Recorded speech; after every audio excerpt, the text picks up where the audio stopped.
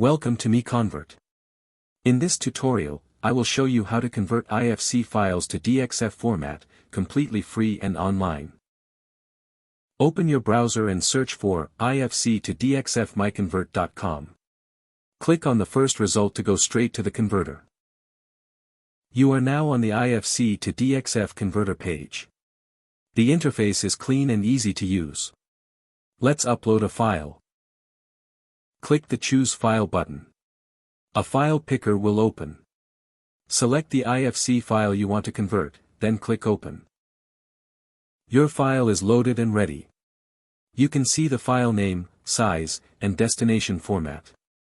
Click Convert now to start the conversion. The conversion is in progress. You can see the progress bar moving.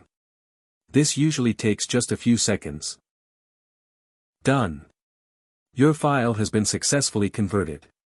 Click Download to save the DXF file to your computer. That's it. Visit MiConvert.com for more free conversion tools. Subscribe for more tutorials. Thanks for watching.